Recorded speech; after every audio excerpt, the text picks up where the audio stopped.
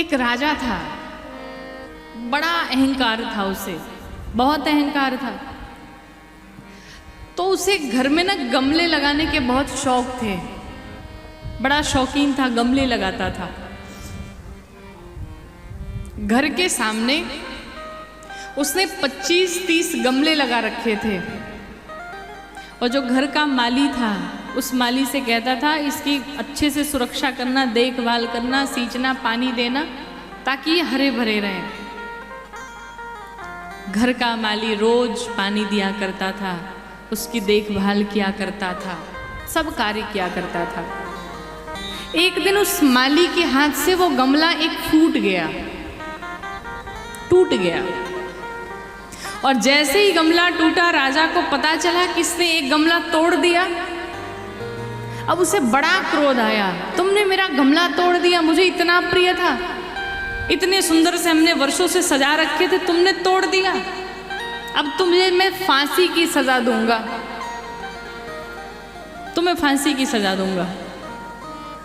और उस राजा ने पूरे गांव में, पूरे नगर में ये शोर मचा दिया कि ये जो गमला टूटा है, इस गमले को जो जोड़ देगा उसे बहुत बड़ा इनाम मिलेगा, उसके मुख से जो निकल जाए वो मिल जाएगा। तो भाई गमले को जोड़ने का काम करे कौन, जो तो फूट गया सो फूट गया। एक संत भगवान आए और उस संत भगवान ने कहा इस गमले को हम जोड़ेंगे। राजा ने सुना कि कोई संत कह रहे इस गमले को हम जोड़ेंगे, तो राजा ने बुलाया, कहा भाई बहुत पहुंचे हुए संत हैं, ये कहते मैं गमला जोड़ दूंगा, बड़ा प्रसन्न हुआ राजा। राजा ने कहा महाराज कैसे जोड़ोगे? तो संत भगवान ने कहा एक काम करो, एक डंडा मंगाओ। राजा ने डंडा मंगाया, हो सकता है कोई उपाय होगा ये। संत भगवान ने क्या किया, डंडा लिया जैसे हाथ में, बाकी के जो 29 गमले थे एक एक डंडा मार के सारे गमले फोड़ दिए। सारा गमला ही फोड़ दिया। तो राजा सोचा कि हो सकता है इसका भी कोई प्रयोग होगा, कोई विधि होगी, महात्मा जी जानते होंगे, कुछ बोला नहीं। तो राजा ने पूछा तुमने तो सारे गमले फोड़ दिए, अब कैसे जुड़ेगा ये? तो महात्मा ने कहा अब जो टूट गया सो जुड़ेगा कैसे, ये नहीं जुड़ सकता महाराज। अब राजा को क्रोध आया, उसने कहा हमारा तो एक ही गमला फूटा पड़ा था, तुमने तो सारे गमले फोड़ दिए, क्यों फोड़े जब जोड़ना नहीं आता था? तो संत भगवान ने एक बात कही, संत भगवान ने कहा ये मिट्टी का गमला है, एक गमले के टूटने पर तुमने उसे फांसी की सजा सुना दी, पर कल्पना करो ये जो तुम्हारा शरीर रूपी मिट्टी का गमला जब फूटेगा, जब इस संसार से तुम जाओगे, फिर किसे फांसी की सजा दोगे? यहाँ तो तुम्हें मिल भी गया कि इसी माली ने गमला तोड़ा है, पर ये गमला जब टूटेगा तो इस गमले को तोड़ने वाला मालिक का भी पता नहीं चलेगा तुम्हें कि वो मालिक कहाँ रहता है और कैसे तोड़ दिया। बोलने की भी शक्ति नहीं रह जाएगी, बोल भी नहीं सकते।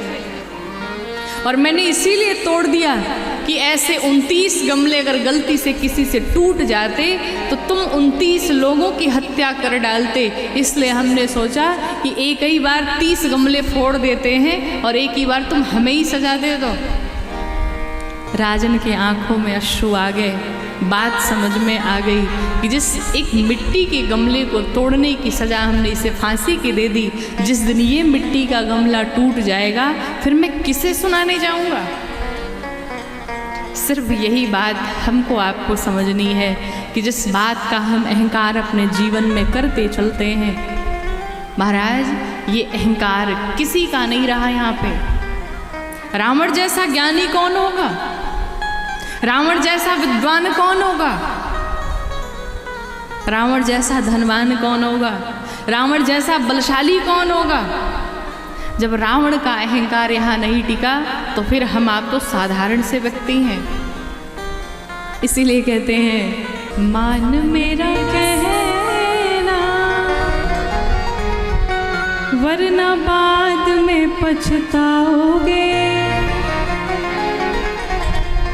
भी संत महात्मा गुरुजन आए, आपको अच्छी सीख दें, तो उसे जीवन में आत्मसात किया जाए।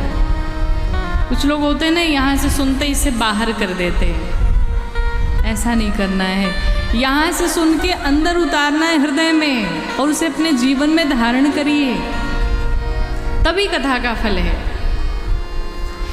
इसलिए अहंकार नहीं, आप कोई भी कार्य करिए, भगवान की सेवा, कोई भी धार्मिक कार्य, तो निश्चित रूप से आप बड़े भाव के साथ, बड़े आनंद के साथ